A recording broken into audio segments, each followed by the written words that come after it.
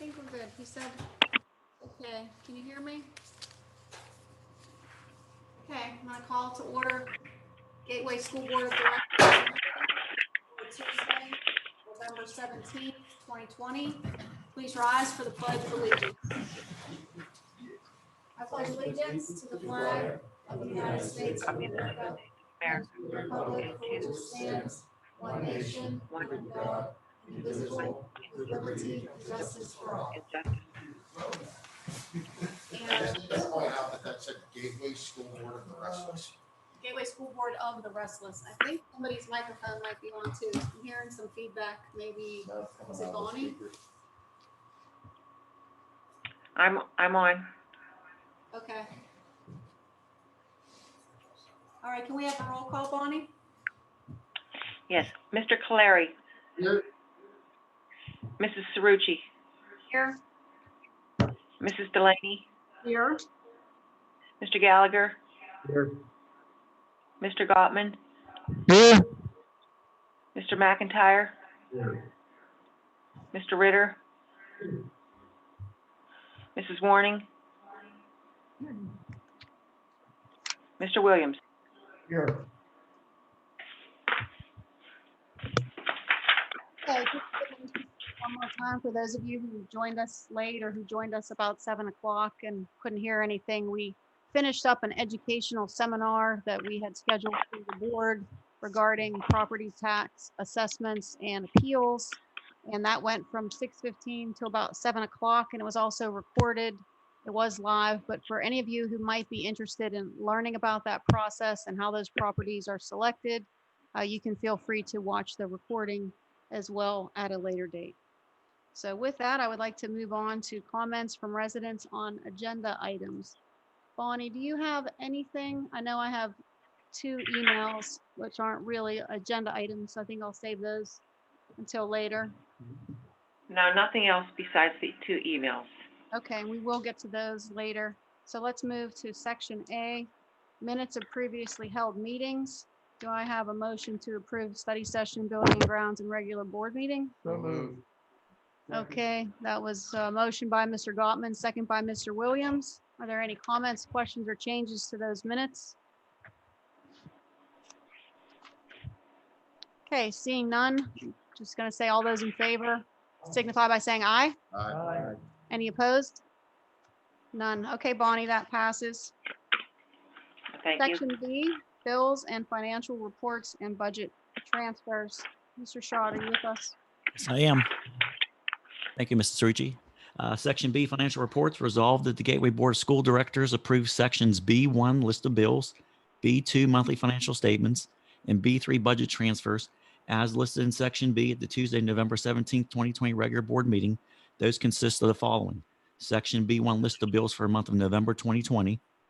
An additional section B1, list of bills for the month of November 2020 added after study session meeting. And section B2, monthly financial statements for the month of October 2020. And finally, section B3, budget transfers for the month of November 2020. So moved. I have a motion by Mr. Williams, second by Mr. Caleri. Questions, comments for Mr. Schott? I don't have a question or comment on that, but just a general address to the board. Just a reminder that we're supposed to be masking. If you are unable or uncomfortable being in a mask or feel that you're incapable of being in the meeting and performing functionally with a mask on, I think the option to Zoom is always there. Okay, That's all I have thank to you. say. Thank you, Mr. McIntyre. Okay, can we have a roll call on approving the financial report, section B? Yes. Mrs. Cerrucci, Aye. Mrs. Delaney, Aye. Mr. Gallagher, Aye. Mr. Gottman, Aye. Mr. McIntyre, Aye. Mr. Ritter, Aye. Mrs. Warning, Aye. Mr. Williams, Aye. Mr. Caleri. Aye. Motion carries. Thank you. Section C, we do not have any items previously tabled. So we'll move on to section D. Mrs. Crump, are you with us? Yes, I am, Mr. Rucci. Thank you.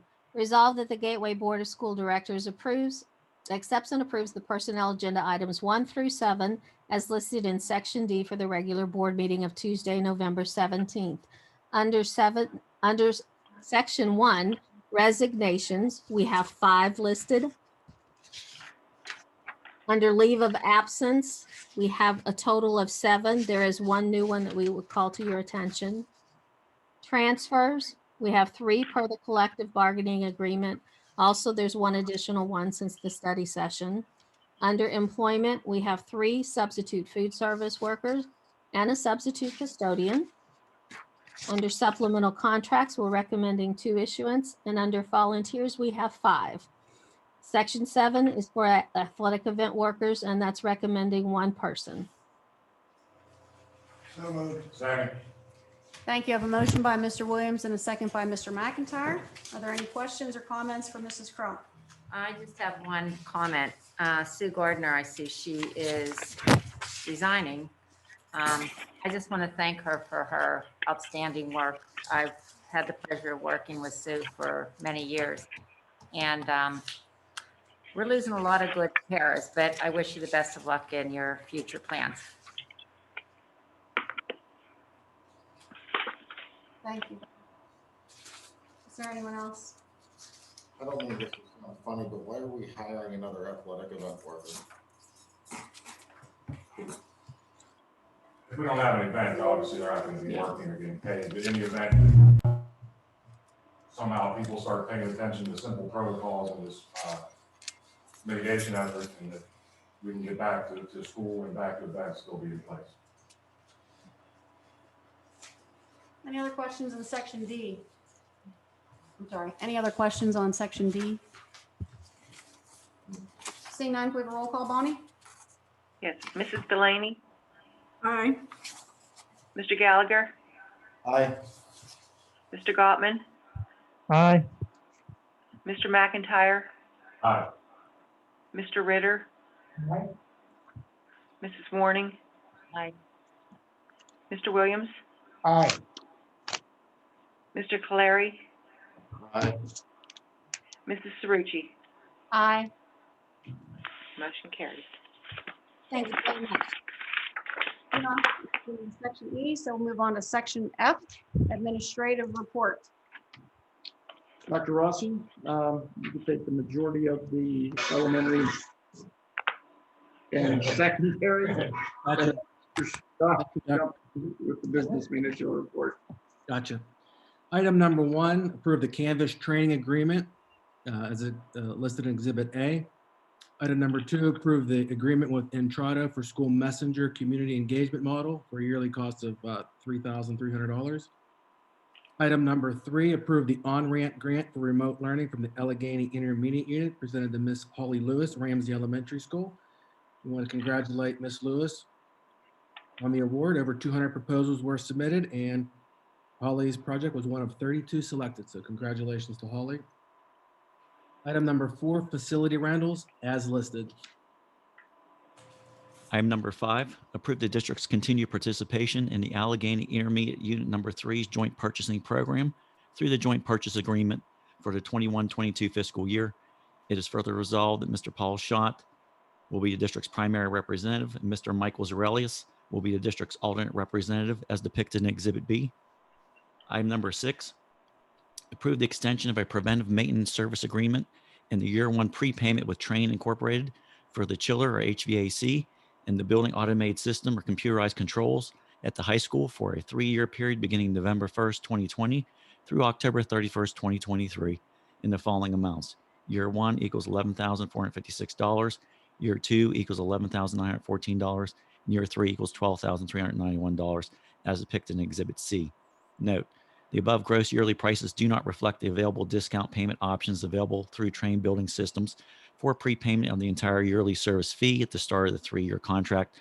The district will only be able to take advantage of the 3% discount available and pay the net amount of $11,112.32 for the current 2021 fiscal year.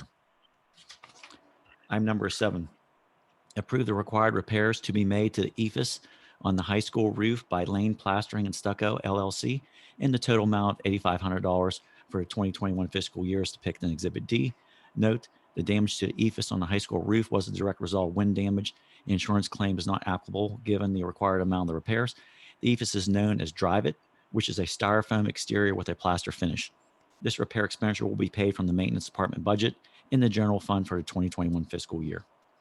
Item number 8, recognize the following district booster clubs who have properly submitted an application to the district for the 2021 fiscal year. Consists of Gator Pride Gateway Middle School Booster Club, and an additional item added after study session meeting, swimming and diving, which is a Gateway High School Booster Club.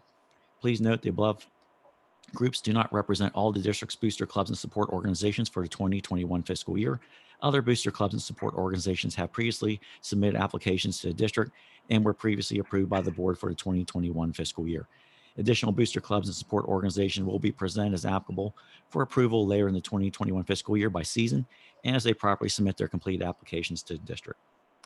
Item number 9, approve the extension of actuarial services with Mackinac Benefits Group for the required actuarial calculations for the district's post-employment benefits other than pensions liability to be disclosed in the district's financial statements in accordance with Governmental Auditing Standards Board Statement number 75 in the amount of $7,500 for the 7/1/20 and the 7/1/21 valuation periods as depicted in Exhibit E. Note the actuarial calculations for a district's post-employment benefits other than pensions liability are required to be done and disclosed in the district financial statements each fiscal year. The above fee increased by $100 from the prior 7/1/18 and 7/1/19 valuation periods.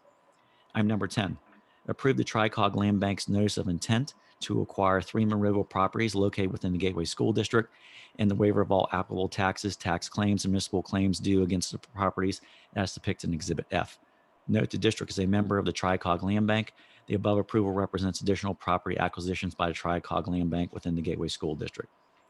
Item number 11, approve the advertisement for requests for proposals from vendors for E-rate network equipment and services.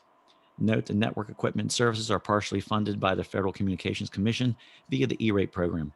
Thus, the RFP is subject to additional rules and regulations of the procurement requirements imposed by the E-rate program.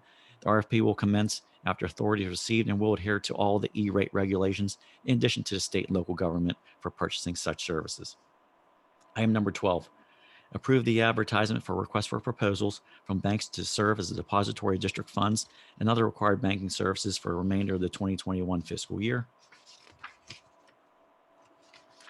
Note the district currently utilizes the banking services of PNC Bank, Miracle Mile Office, which also serves as a depository of district funds. The actual utilization of the RFP may be necessary to explore and initiate a bank change for the district during the 2021 fiscal year.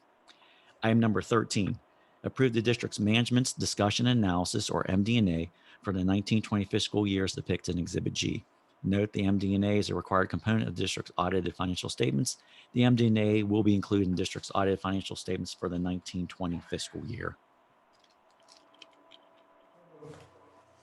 Is there a second? I have a motion to approve this section from Scotty Williams and a second by Mr. Caleri. Are there any questions or comments for discussion?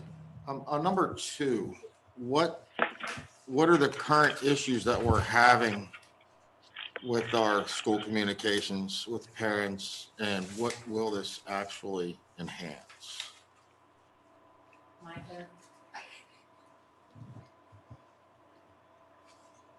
Micah. Mr. Brown, can you answer Mr. Caleri's question? Micah, All right, we'll have another one while he's. Well, he says, I cannot from here. Give Okay. me a few minutes. He's Dr. coming. Dr. Rossi? He's gonna run out there and Yeah, he's running up here. I'm sorry, Micah. While he's running, I just wanted to, I don't know if anybody said this, for number 7, why the insurance claim isn't applicable, just so people know, it's because the amount of the repairs is a wash, basically, based on our deductible. So instead of affecting our insurance premiums, it's just easier to go ahead and pay for it ourselves. Here it comes. Don't you want us to apply your deductible though? Spider-Man. Oh, Mr. Did you hear Brown my is here. question? I heard part of it. You I was repeat it? just wondering what currently is wrong with our communication system with the parents, and what is this actually going to enhance for? So I think the biggest complaint was we're sending out many different types of communication. So the teachers are doing their own thing, the secretaries in each building are doing their own thing. Some of them are doing, say, phone blasts, some of them are doing newsletters, and the communications don't always say the same thing. So this program extends what we're already doing with School Messenger, which is what does the phone blast, but it also lets us send newsletters out. So essentially, we can communicate to everyone all at the same time using one consistent message without having to piecemeal different buildings together. Thank you, and I'm sorry. Yeah. I made you run up here. Now he has to run You get a downstairs so he can rundown. keep running. 10 seconds. Thank you. Thank you, Mr. Brown. That's what I was wondering. Anybody else have a question for Michael before we get? Just make him run up and down the steps. I just have a comment on number 10, the TriCog. I know I brought this up before, but we've been a part of this since it started in 2017. And we basically pay between 16,000 a year membership, depending on the delinquent taxes. They now have 37 properties. They have sold one property in 3 years, and all it was a lot for $750 to the next door neighbor in White Oak. So maybe next meeting, Mr. Schott could give us a total of what we paid.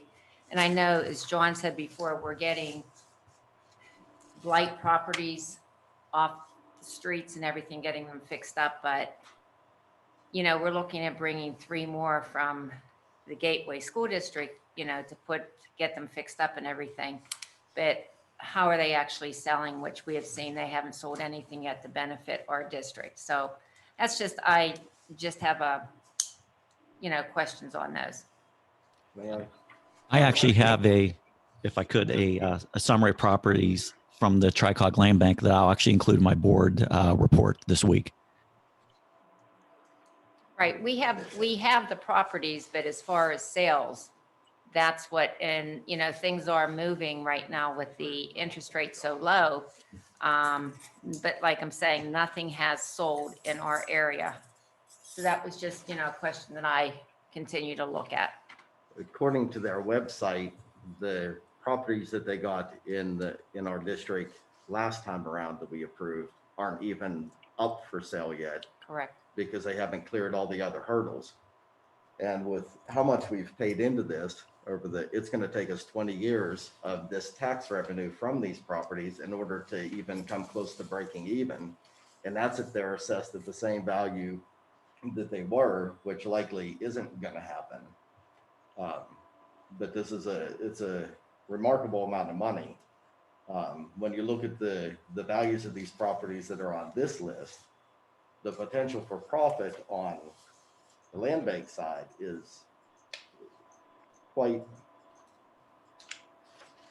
Say it. good. Mhm. All that time you came up with good. Yes. Yeah. So I just do think I agree about something that we need to keep an eye on because there's nothing coming back from any of these. And just recently, I believe it was during the summer, that their CEO resigned because there was so many problems within the land bank itself. So they just have someone that's not really in the position right now. So this, like I said, it's questions, something that I've been looking at. It was good when we first heard about it, but then it's not producing to our benefit. So This is that's, something that the board would like the administration to look further into to see what options we have. is this a yearly thing? Could they, I don't think there was a contract that we had signed or anything like that we could pull out at any time. Mr. Schott? I'd have to refer to the agreement, but there is a date in terms of if there would be an option to exercise to leave the TriCog. I'd have to check that out though and go back in my files and take a We will look at get that. that information to the board. I think when we had our TriCog meeting, or was it earlier in the summer, Mhm. that if we pull out that it'll either collapse or other people will not be able to participate. Was it Monroeville that we had to agree together or something? It's almost an all in or no win. The municipality would be out if we're not in because we're on the same tax rate. There's also Pitcairn would be out. Pitcairn would have to be out too. So maybe an intergovernmental meeting would be in order to discuss. I'm not opposed to reevaluating things. I do know when we went into the land bank, it was not a short-term for money profit thing. It's something that you get into for the long haul, like a 20-year long haul. And you also have things that you can't really measure in a dollar amount, which we talked about briefly in our last meeting about, getting dilapidated properties back onto the tax rolls and fixed up, and eliminating safety hazards in your community, and eliminating eyesores that decrease property values, and maybe, places where there's drugs being sold or things going on that are criminal. So there's a lot of other values that you can't really put a monetary price on. It's hard to measure in a dollar amount to consider. But again, with the economic crisis that we have coming, it's never wrong to look at all the dollars that we're spending and make sure that we continue to use them wisely. I'll try to coordinate your governmental meeting before our next school board meeting, even if that's possible.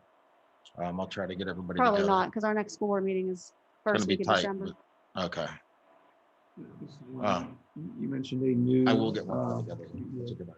CEO, director. Do you have the name? I don't know. All I know is the CEO had resigned. Is that Amanda? No, this was the whole big Overall. land bank, yes.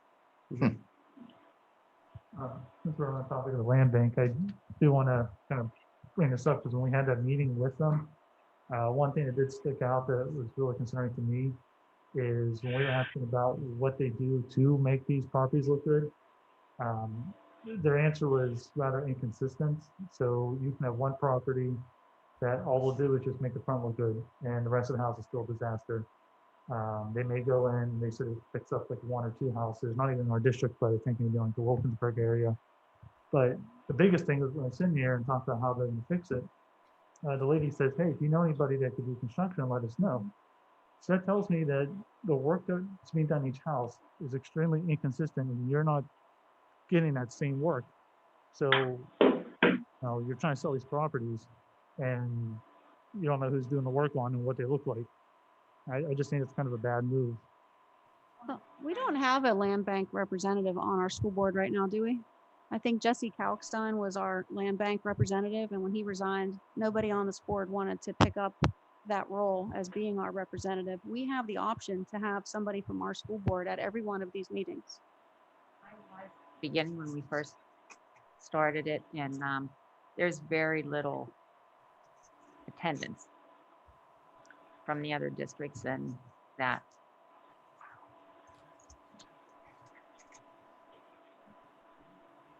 You have something, Mrs. I had a Delaney? question. It was Mr. Shot on number 12. And we discussed this before, I believe, because right now we're dealing with PNC Miracle Mile requesting proposals, but is there a benefit to changing from Miracle Mile Well, PNC or what? I'm just looking just to have this option available. That's all. And with the holiday season coming up, and that's why I just wanted to have this option available in case I need to actually utilize it. So that's basically all So it it's is. no financial benefit or something that the others are offering that PNC is not. Okay. Not at this particular point in time. Okay. I can say that I am personally very happy with the services they do provide to the district. But we're looking at just trying to mitigate some fees. And again, just want to have this option available in the event that we need to potentially make a change. That's all it merely is. All right, thank you. Yep, welcome. Request to gather information and kind of price check the competition. If it ain't broke, don't- A man with options has power. Got to keep people honest. When's the last time we went out to RFP for Mock Hop? Number 9. I don't think we ever have, but they've done our calculation for quite a while.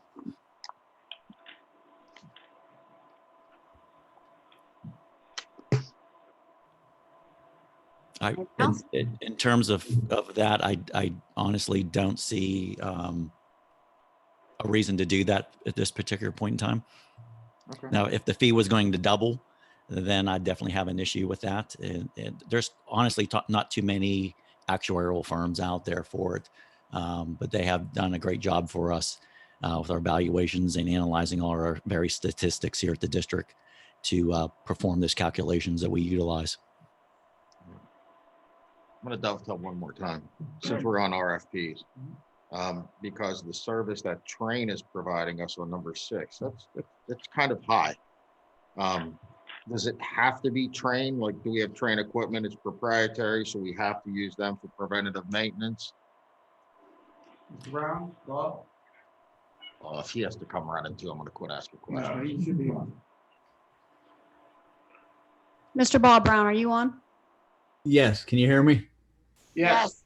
Okay, the equipment that we have in there is Train, but no, it is not proprietary any longer. We can get anybody in to service that. But it's just like anything else that they know their equipment and their systems better than anyone else. So in the long run, it's to our benefit. Not to say that we can't go out and get numbers to do this. It's just been our benefit to use them. It's the least amount of issues. I get it. 100%. Okay. Thanks, Bob. Yep. I want to piggyback off of that here. I'm not sure if this be for Mr. Shaw or Mr. Brown, but going on with number 6 here, the available discount payment option that's not currently reflected for trains there, is that just the 3%? And if not, then why is that 3% only 1 year? We're only able to take advantage of 1 year because we only had 1 year in our current budget. Oh. Okay. Thank you. You're welcome. Any other questions on any other items? Yes, Mr. Gallagher. I have a couple questions, and these are general questions. It has to do with number 4, so I wanted to caveat that saying these are general questions that I have. First, I want to thank Mr. Brown for getting the questions answered that we brought up at the last meeting. Yeah, so I appreciate the timeliness of that, and even responding to my follow-up questions so quickly. The question that I have is general with our rentals. Today, the Department of Health came out with a new mask mandate that's all buildings for all gatherings. There's no exception listed in there. Right, yeah.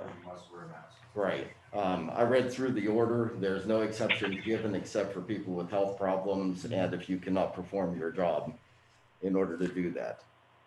Being that, and we have more rentals. I'm looking into next year if this is still there and everything.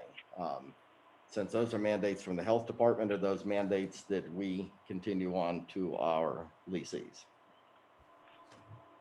That answer would be yes. Okay. Because I think it's important for folks to know because it may alter their need for the facility. The other question I had also wraps up in that same question. At least one of these rentals, and it may come up with something else later on, that if we are on break from school and if we enter into a break. Break or shutdown? Well, a regular break, like we have the Thanksgiving break come up, but there's gonna be a shutdown in between that surrounds that. What happens to the rentals in the period of time during that break that's in the midst of a shutdown? An example that is forthcoming would be Thanksgiving break. And during that time, which covers essentially 2 full weeks, it is a complete shutdown of the district, meaning buildings, but it also includes athletic events as well, which practices do occur and will occur indoors during a traditional non-COVID year. So in my conversations with Mr. Hall, the athletic director, is the information has been pushed out to our coaches that essentially it's a 2-week moratorium that there's no practices until everything comes back. So no activities of any Correct. nature in or. I just wanted to clarify that because I know that this particular rental that we have coming up could fall into that category. And the expense of advertising these events being here only to find out that you have to reverse it last minute. I don't know if that's necessarily fair to, a leasee in the midst of that's, I'd like to say not likely to happen, but it is likely to happen. Good question. So when we shut down, everything shut down. That's correct. Practices for Mhm. baseball, softball. And just to clarify, Right. that's the shutdown. That's not a normal holiday break. If it's a normal holiday break, we are open. But this Correct, holiday yes. break is It not a just normal holiday break. It's falls during actually this a period, yeah. shutdown. Just not to clarify to you, just to Mhm. clarify to whoever's listening, Yeah. so that they understand what we're saying. So what happens, this is a concern. Obviously, they want to rent our facility for Christmas services, and nobody knows the future. Nobody knows what COVID's going to look like a month from now. I mean, I brought that up Mhm. because the business manager called me today when he couldn't get you and saw your letter. And I said, yeah, it's a shutdown.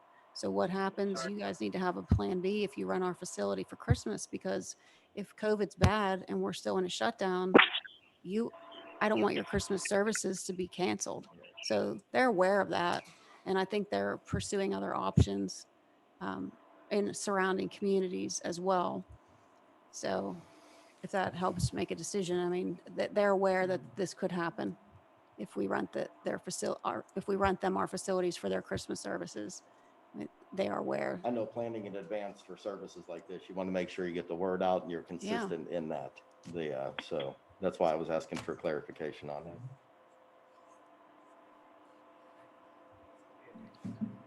Anything else? Mr. Gottman? Yeah, with number 4, I mean, I'm kind of a little torn with this just because, yeah, it's the holidays, Christmas, whatnot, and everything going on, a lot of people have turned to religion.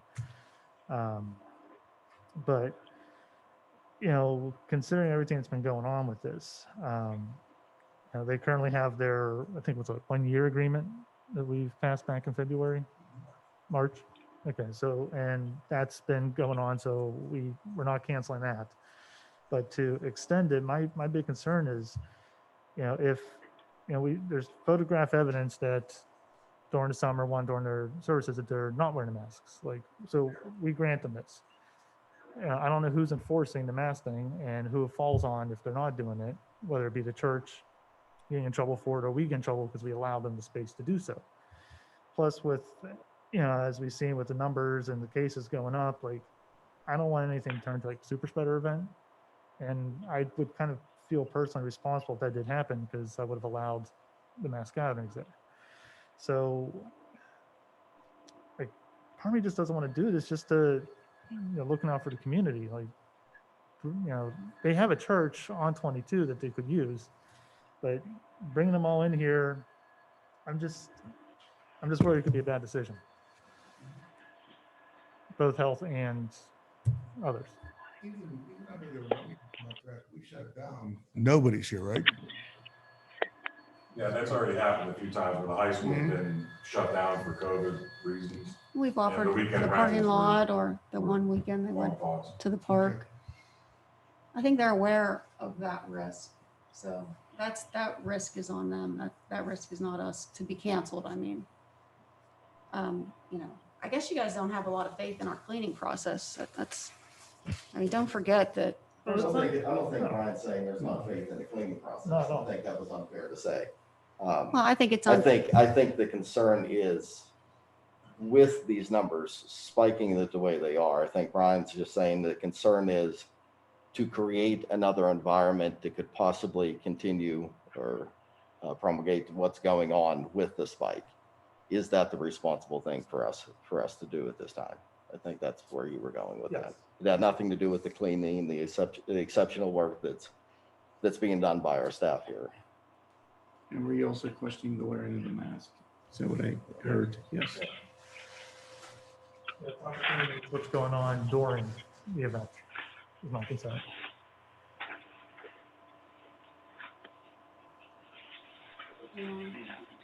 Floor is open.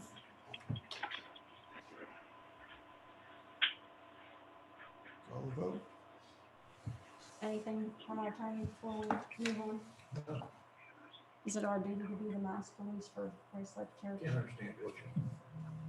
Is it our duty to be the mass police for Grace Life Church, and are we subject to liability? It's our building. I think you have to follow the law. You have to follow the mandate. So if there's a mandate for masks, they have to follow it. And all you can do is make them aware of that. That's right. And if they're in violation of that, that means they're violating our contract. I think that's where you're going, right? Correct. I think we have ample evidence to do that right now on the 1-year contract. I think it's silly to add more. I think it's irresponsible. I think Brian made a very good point. You know, we're talking right now tonight about a possible extended shutdown of the entire district because of the spread of this virus throughout our community. You know, Allegheny County just got moved into substantial. And when you look inside Allegheny County, Monroeville is one of the hotter spots. So what they do in that building, if it is going to spread the virus, is going to immediately impact this school district. On top of the fact that it's happening in the school district building.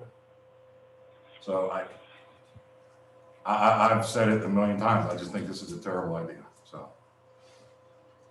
How are we gonna police this? Cameras, that'll show you. They show it themselves. Yeah, and understanding that Secretary of Health, Levine, came out with the extended mandates that Mr. Gallagher stated earlier. And at this point in time, we need to communicate, and I will have Mr. Brown do that. He's been a point of contact with Grace Life Church moving forward, that this mandate is in place. And then we must hold them accountable, or any individual who is in our buildings, in order to do so. So to answer your question, there are cameras. We do have staff there whose eyes and ears are open, and we will make sure that they are observing. And if there is any negligence on Grace Life Church, it needs to be reported to my office, and then I report to the board. And if you could add to that, there are, like I mentioned to the board earlier, there are masks available that are specially designed. I'm wearing one right now, and I think we can all agree my voice isn't being muffled. It's coming through fairly clearly. It's designed to keep the mask away from your mouth, where you tend to run into muffling problems. It's actually pretty comfortable. They're available. If anybody at that establishment would need any, they can reach out to the district. The district can contact me, and I can get as many of them made as they need. Now, I'm not good at talking around with the bush here. So if you see the cameras, they're not wearing a mask, it breaks the contract. Does that have to come before us to say, okay, yeah, it did? Can't you just end it? Of course, in the position of superintendent, I can make that call and then inform the board. The board ultimately has the choice to override my decision and issue a mandate that would counter what I say. But ultimately, as the CEO of the school district, it's my responsibility to uphold the laws, the regulations from not only PDE, but the Commonwealth of Pennsylvania. And believe me, I'm not trying to hang this on you. I'm just trying to get to the nuts and bolts of it. Yep. I don't follow social media. Mm-hmm. I don't have a social media account. That's where I'm hearing this from. Mm-hmm. Again, people tell me a lot I'm of one stuff. always to say trust but verify. Right, and we've obviously been kicking this around for a really long time, it's just one way or the other. Mm-hmm. I would just say if Mr. Brown would reach out to them, verify everything that we're talking about and put it in their hands. And this will be placed in writing, including the mandate coming from Right. Secretary Levine's office No. today.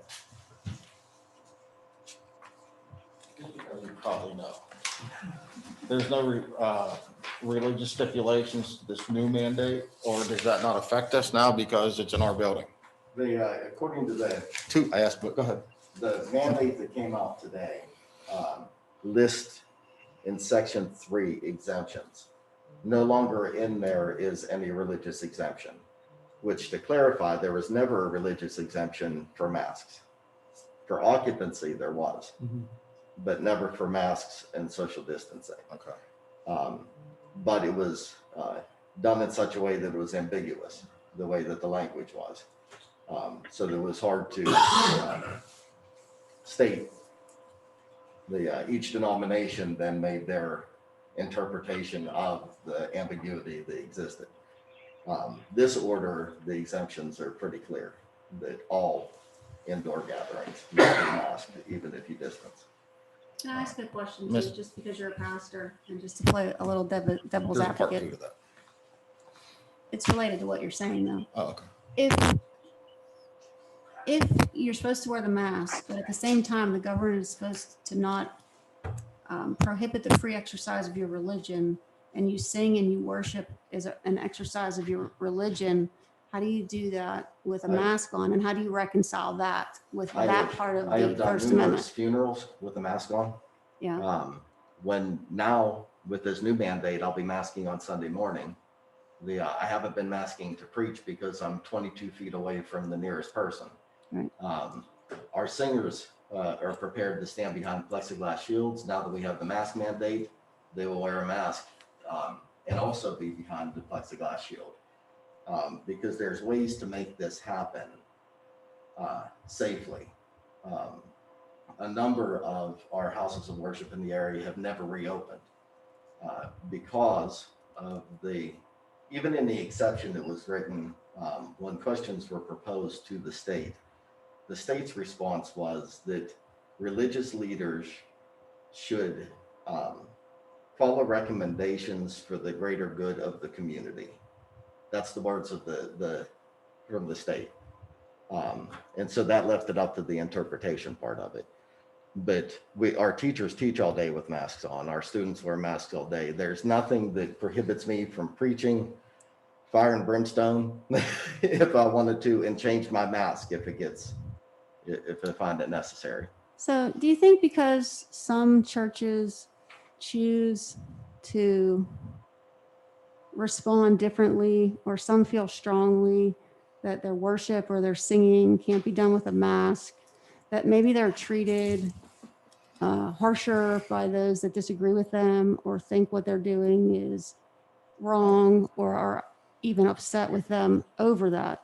I can't answer that. I only can answer for myself and my house of worship.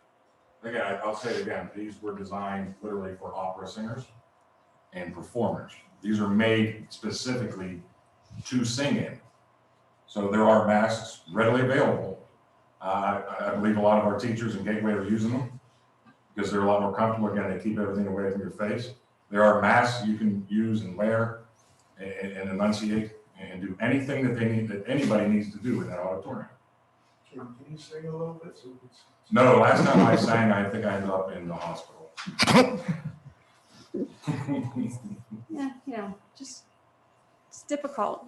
It's difficult because nobody wants to ruin a church's Christmas, and me personally have a hard time feeling like I'm infringing on somebody's religious liberty. We ran into the same thing with our sports. When we made requirements that made it difficult for the students to play, when we put the mask mandate in, and we made it harder for our teachers to teach and our students to learn. Are any of those things impossible to overcome? Absolutely not. No. Yeah. So if that's the answer you're looking for, everything can be overcome if you're willing to look for that. No, that's a And good. we're not saying that they can't practice their faith or whatever they want to do. We have no jurisdiction over that. We have no say over that. What we do have a say over is what happens inside of our building. We represent the residents of Pitcairn and Monroeville first. And the major responsibility of that is the maintenance and the responsibilities associated with these buildings. And if my church were to rent the auditorium, since we went down this road, I don't like combining my vocation with this role.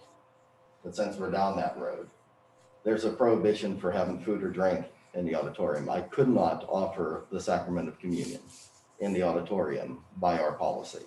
So it would infringe upon my ability to pastor my congregation in that way.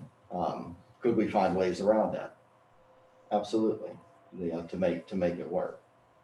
So there's always a way to find something. Now, this mandate's out of our hands. This is from the Department of Health, so it's not a policy change for us. It's just the law.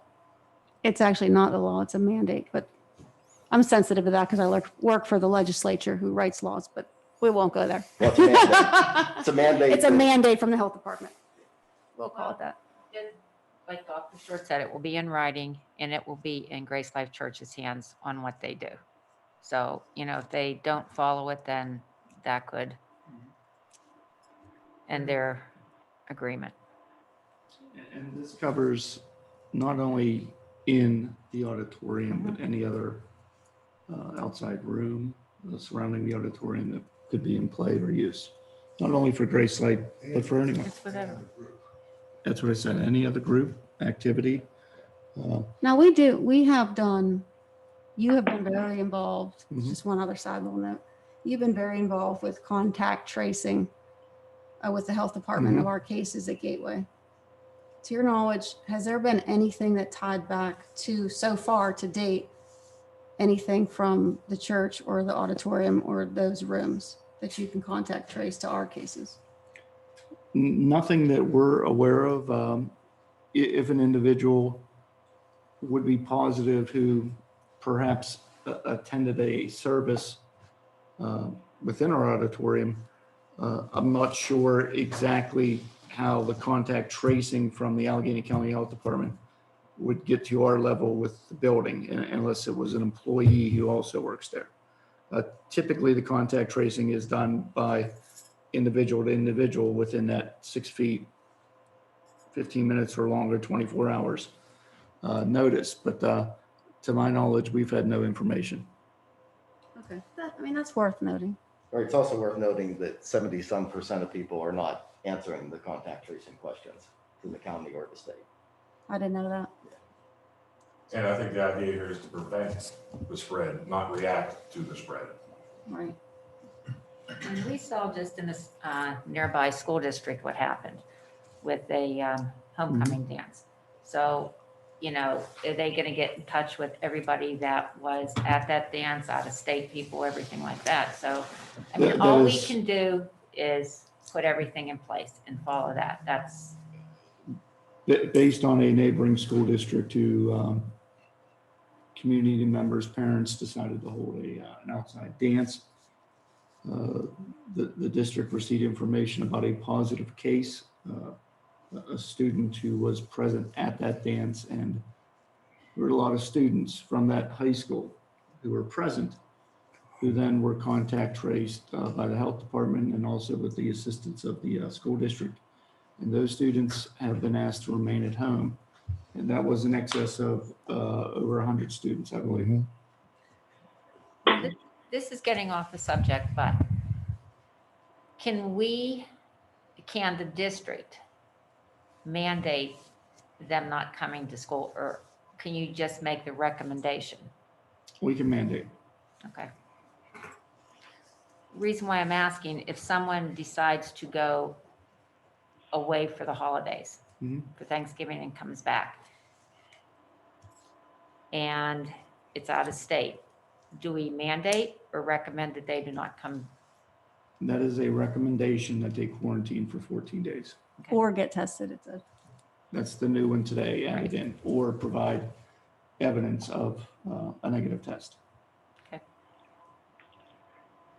I did want to say this, that's out there, I've seen a lot of different Catholic Christian churches, kind of find ways to, pull off their services. And even with the synagogues, ironically, I've gone to more services in my synagogue during this pandemic than we don't have a pandemic. But my rabbi has, did not let the mask on, but he found ways to have our service. We're all masked up, distance, everything. So it is possible to to do this. It's not exclusive to just Christianity or Judaism. Like it's any religion can pull this off. It's a matter of do they want to? And while I always want to believe they can, I kind of got to look at the other side of it is what happens if they don't and what outweighs which. And right now it just seems if they don't outweighs more than if they do. That's all. Is there any other comments on any other items besides facility rentals? Okay, seeing none. Last chance. What are you even doing? Mr. Clary's looking.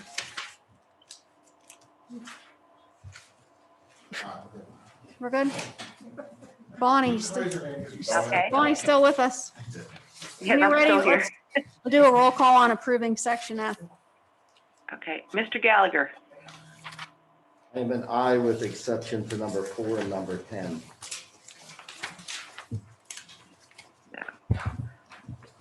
Mr. Gottman, Aye, with the exception of number 4 and number 10. Mr. McIntyre, Aye, with the exception of number 4. Mr. Ritter, Aye. Mrs. Warning, Aye, with the exception of number 10. Mr. Williams, Aye. Mr. Caleri, Aye. Mrs. Cerrucci, Aye. Mrs. Delaney. Aye, with the exception of number 4 and number 10. Motion carries. Thank you. All right, move on to section F. We get catch up. I mean, that was section F. Section G, we don't have any, unless there are any last minute resolutions by board members. All right, how about if before I do the residents' non-agenda items questions, Dr. Short, you do an update because I think some of your update might address some of the comments from residents on non-agenda items. Thank you, Mrs. Rucci. Even the discussion held tonight centered on what is currently happening within the Commonwealth of Pennsylvania and throughout our nation. And that is a recent surge in the amount of COVID positive cases, positivity rates that are climbing. And in Western Pennsylvania, specifically Allegheny County, we are not immune to what is going on.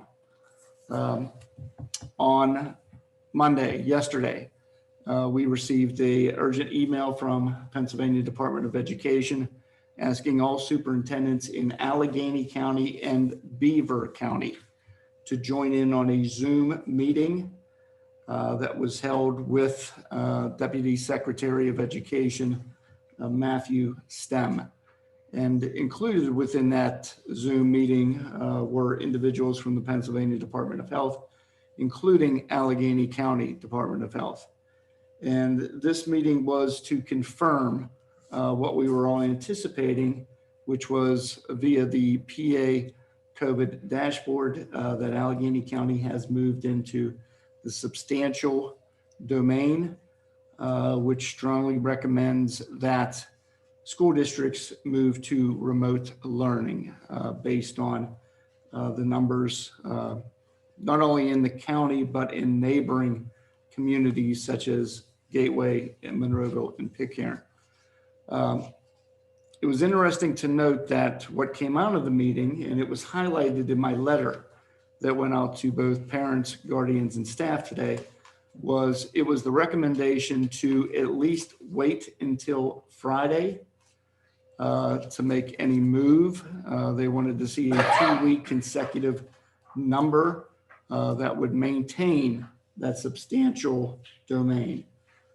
It was clarified today with the numbers that have been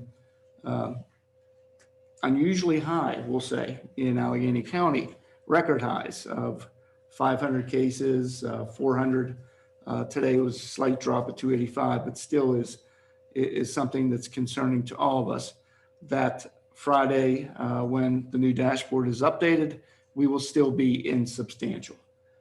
That prompted my letter that went out to the community today, our parents, guardians, board, staff, teachers, everyone, that indicated on Monday, the 23rd, the district would move into remote learning. Principals will be updating every parent and guardian and student with information about the schedules that will be followed. But it's important to note, because there were a couple questions, that this allows the next 3 days, because tomorrow is a virtual day, a typical Wednesday day in the district, for our cohort B students to also receive any information from the staff in preparations for the Monday remote learning platform. So this was an effort, and you will see a lot of other school districts beginning to move into a similar phase of learning as they combat the virus and the recent trends. In communications with a number of area leaders in the health field, hospital beds are becoming overflowed with COVID cases. I urge everyone to please follow the mask mandates, social distancing. As I stated in the last sentence in my letter, we all agree that it's optimal to have our students back in the classrooms, and we need them to be face-to-face, in-person learning. In order to make that happen, we must all recognize our part in ensuring that we can make this a 2-week remote learning platform phase. Hopefully the numbers recover and we can get back to at least the blended hybrid approach and eventually 5-day in-person instruction. So again, I thank everyone for understanding and the support during this process. I know it's difficult. We struggle every day with questions, concerns, letters that go out. It's a serious issue that we're facing, and we need to get ahead of it, and we need to keep moving forward. So thank you. Thank you.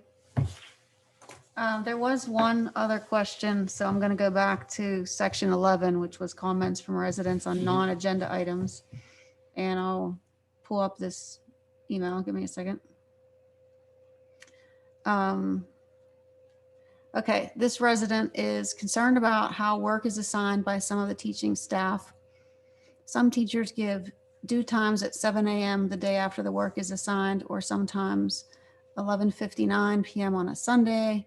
If the students were not in a COVID environment, this would not be the case. In addition, some teachers are requesting students to check Google Classroom several times a day in order to see if assignments have been added or changed. Is it possible for the teachers return to the same timelines pre-COVID, or at least provide a more consistent and fair schedule other than 7 a.m. or midnight or over the weekend? Is it possible to outline for the week versus a minute or hour change? Students normally would not be asked to check in with second period English. Just an example, 4 to 5 times a day, just in case the assignment was updated or changed. Why should they need to do that now?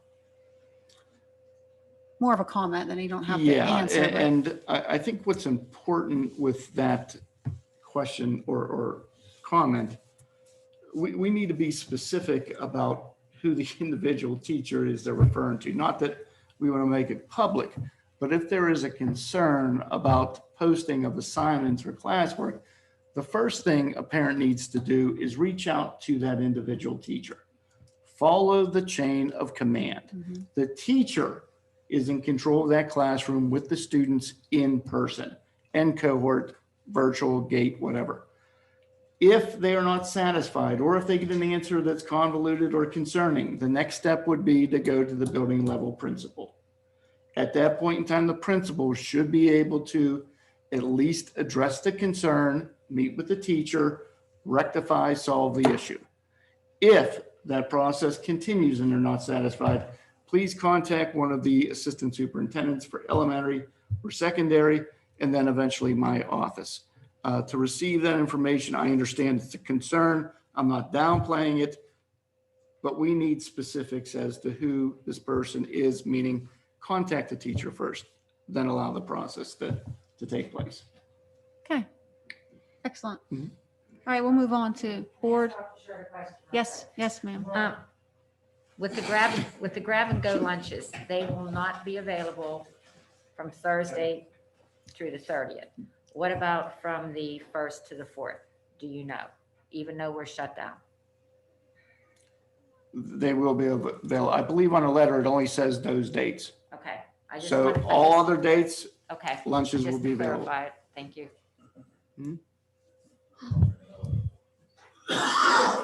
Any other questions for Dr. Short before we get to board reports? You have one more email question. I do. Oh, I thought he addressed that. Are you talking about the question about why we shut down Friday, not immediately? Yeah. Yeah. Thank you for paying attention, Mr. Caleri. Oops. They asked to wait till Friday and not to- And we want the cohorts to finish out, and we want the students to be able to get their stuff for Whatever 2 weeks, materials, whatever materials they information. might need. We had the Monday, Tuesday kids in already, but we didn't have the Thursday, Friday kids in. It's all coming back. Now he remembers. I mean, that was like a minute and a half ago, so I get it. That's a lifetime, it's all right. What you put in those cookies, John? All right, let's jump over to the ladies. Mrs. Delaney, do you have a board report this evening? As always. Now, does anybody know what week this is? No. I don't even know what day it is. I don't either. This is American Education Week. It's always the week before Thanksgiving. So this week, it's November 16th to the 20th. Just an opportunity to celebrate public education, just so you know that. And leading into Thanksgiving, I want to wish everybody a very safe and happy Thanksgiving, all our faculty, all our staff, all our students, residents, and of course, the board. When I used to teach, I used to celebrate I celebrated all the time, but with the students, we always prepared doing diversity. So I would do a Native American type of celebration where I actually had someone bring in deer meat and we fixed grits, and we would just do that within the class just to kind of celebrate diversity.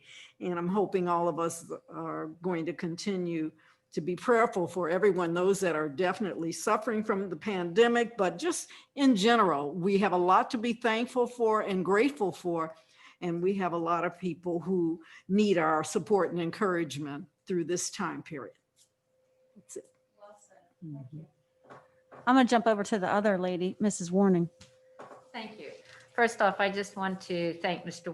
Whalen for his excellent Veterans Day program that he did Zoom, and to all the presenters, thank you, and all the other veterans, thank you again for your services. There was something that the band was not able to do this year, was to be able to perform in PIMBA. And online, Mr. Helchi has put on their performances along with the other bands in the area that would perform it. So if you would like to see a fantastic program, they probably would have come home with the trophy again. They did a great job, and just thank everybody for doing that. And with that, I just want to wish everyone a happy and safe Thanksgiving. And if you can, wear your mask, wash your hands, and social distance. Thank you. Thank you, Mrs. Warning. Mr. Ritter.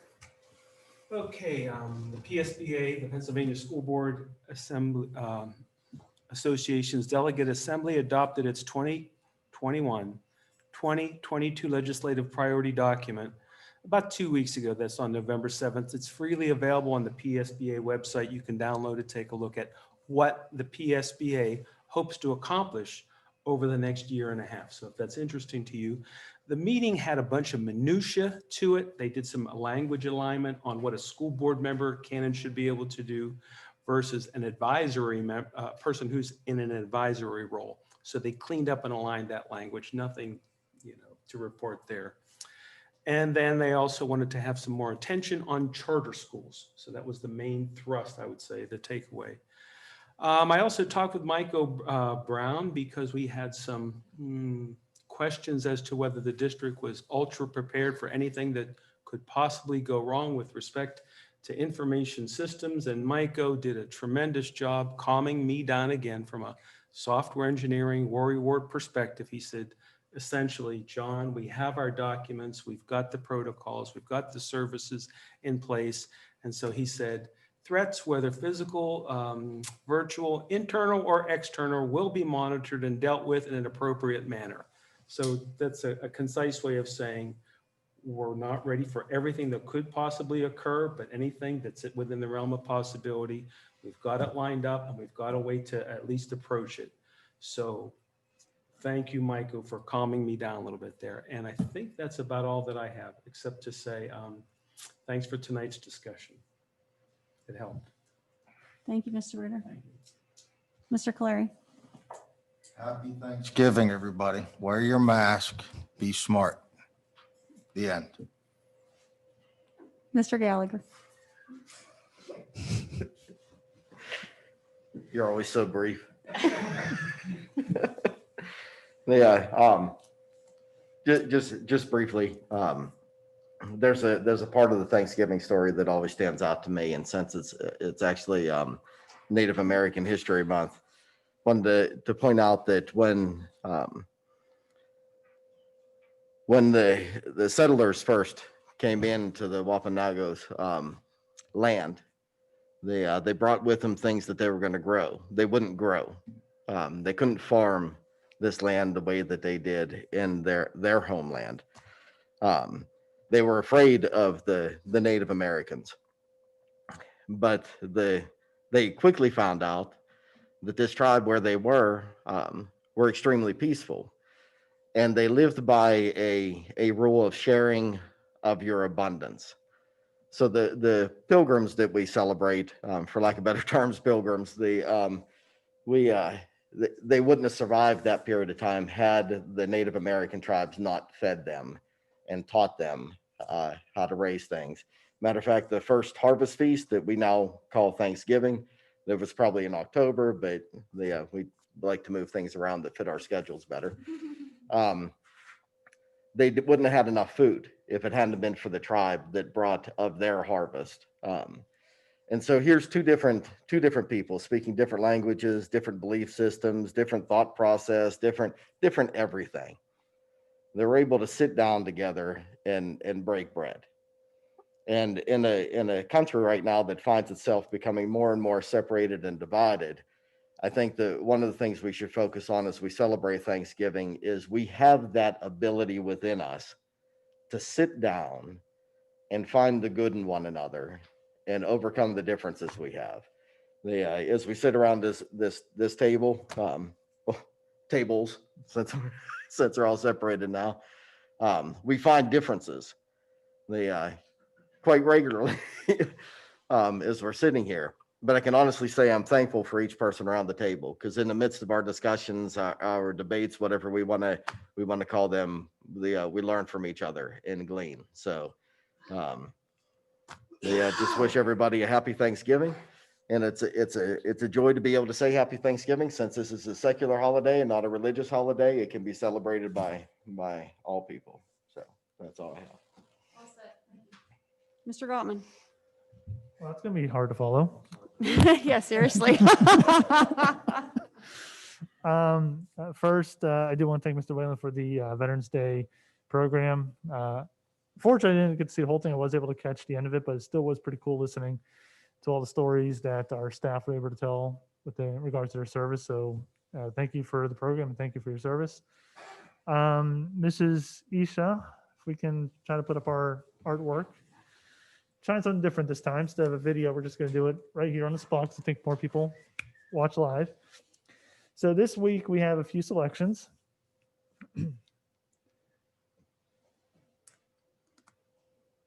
And a little bit more. All right, stop. Okay, thank you. All right, so the first selection, will have 4 pieces. Students in the drawing A have been studying the use of line to develop contours, texture, and tone in a work of art. Students recreated the Road to Tarascon by Vincent van Gogh and took inspiration from his almond blossomings for their branch drawings. So the first two coming up are from the road picture. And these are amazing. As you can see, the students spare no detail. You got the shadowing of the trees, and you can see this depth as the kid walks down the road. And one of the neat things is, even though they're doing the same drawing, as we get to the second one here, you can see there are different variations of the same drawing, and yet you still get all that detail, the depth, the texture. Okay. And the next two are involving the blossom branches. So here we have one, again, the texture, the detail, showing, you get the light come from one side. Excellent drawing. As well as this one here.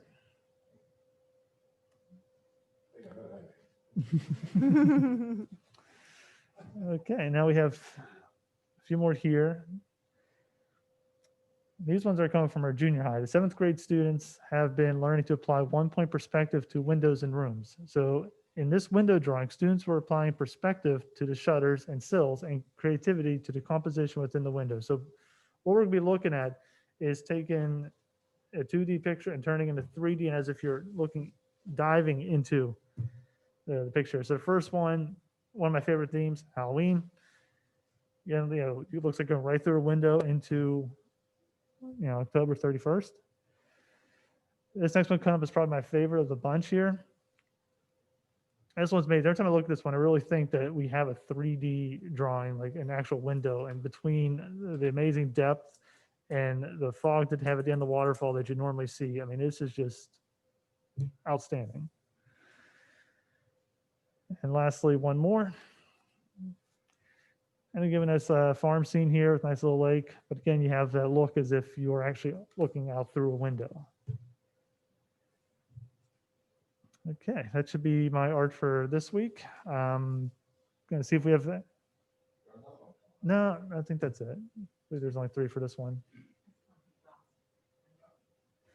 Hoping to see if any for next week or next meeting. If not, I'm sure we'll have plenty to go for the start of next year. And just to wrap up, it's Thanksgiving coming up. With everything going on, just please be smart, be safe. We want to get back to 5 days, and the way we do it, starts now. Do what you need to do. And there's also very rarely, but Hanukkah also falls on Thanksgiving. Really? Yeah. Happy Hanukkah. Yeah, so we'll have Hanukkah, we'll have turkey and Luckies this year. So to the Jewish community, happy Hanukkah, and to everyone else, happy Thanksgiving. Scotty Williams. Just wish everybody a safe and happy Thanksgiving. And Hanukkah. And Hanukkah. In Hanukkah. It's hard to follow. Mr. these guys. McIntyre. Other than obviously wishing everybody a happy holidays, all inclusive. Yeah, I just want to maybe bring something up to the board that we need to maybe address. The closed captioning that we've been kind of having a few chuckles about. Because sometimes it's quite frankly funny what comes up, but if you're at home and you're trying to actually follow along and you need that, it's probably a little bit less funny. I don't know if maybe the district, I'm sure we have teachers, somebody in the faculty that's well versed in ASL, if it would be possible for us to work on a way to get a live ASL interpreter on camera. I do think that does change too. Like it actually, I think I was talking to Mr. Brown about this, that it will improve. What you're seeing now isn't necessarily what you'll see even on a replay. Like it will improve. Well, I get that the replay is often better, but it's about equality. And if somebody has a handicap and they want to watch it live, I think we should be providing the best possible product for them to watch it live. So I just didn't know if it was something we could just. We did. We can look into it again, but it was my understanding that we don't have high definition enough that the interpreter would be able to be viewed and clearly understood at this time.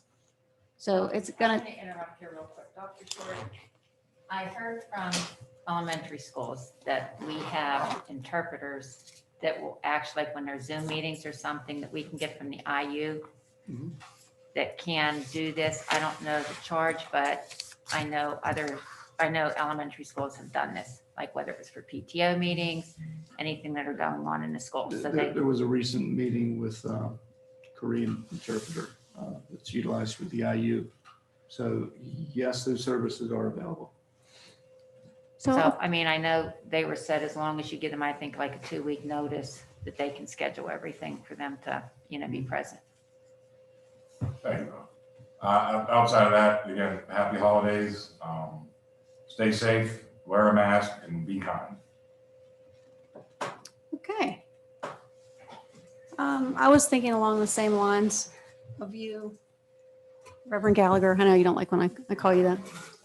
I don't want people to get mad at me because I don't call you that. Reverend Dr. Mr. Gallagher. It's kind of our little joke we have.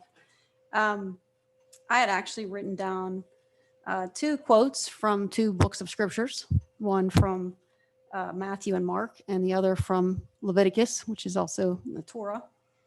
And it was when the scribe asked Jesus, what is the most important commandment?